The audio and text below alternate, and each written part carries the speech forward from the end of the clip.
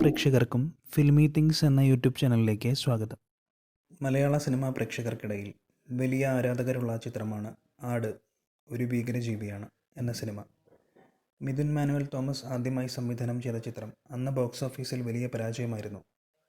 എന്നാൽ പരാജയത്തിന് ശേഷം ചിത്രത്തിൻ്റെ DVD റിലീസായതോടെ പ്രേക്ഷകർക്കിടയിൽ വലിയ സ്വീകരണമായിരുന്നു ചിത്രത്തിന് ലഭിച്ചത്.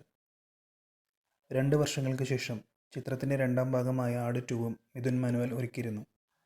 ഒരു പരാജയ ചിത്രത്തിൻ്റെ രണ്ടാം ഭാഗം വലിയ വിജയമായ ചരിത്രമായിരുന്നു അന്ന് മലയാളികൾ കണ്ടത്. ബോക്സ് ഓഫീസിൽ വിജയമായ ചിത്രം മൂന്നാം ഭാഗത്തിനുള്ള സാധ്യത ബാക്കി വെച്ചിരുന്നു. പിന്നാലെ ആട് 3യുടെ കാത്തിരിപ്പിലാണ് ആരാധകർ. ഇപ്പോൾ ആട് 3യെക്കുറിച്ച് സംസാരിക്കുകയാണ് മിഥുൻ മാനുവൽ തോമസ്. ഒരുപാട് വലിയ സിനിമയായിട്ടാണ് ആട് വരുന്നതെന്നാണ് അദ്ദേഹം പറയുന്നത്. സിനിമയിൽ വന്നുകൊണ്ടിരിക്കുന്ന നിലവിലെ മാറ്റങ്ങളും പരീക്ഷണങ്ങളും പുതിയ സംഗീതങ്ങളും കോൺസെപ്റ്റുകളുമൊക്കെ കൊണ്ടുവരാനാകുമോ എന്ന് പരിശോധിക്കുന്നുണ്ടെന്നും സംവിധായകൻ പറയുന്നു. ക്യൂ സ്റ്റുഡിയോസിനോട് സംസാരിക്കുകയായിരുന്നു മിഥുൻ മാനുവൽ തോമസ്. ആരും പ്രതീക്ഷിക്കാത്തതും ആളുകൾക്ക് ഇഷ്ടമാകുന്നതുമായ ഒരു മേജർ ജോണർ ഷിഫ്റ്റ് ആടിൽ ചെയ്യുന്നുണ്ടെന്നും സംവിധായകൻ കൂട്ടിച്ചേർത്തു.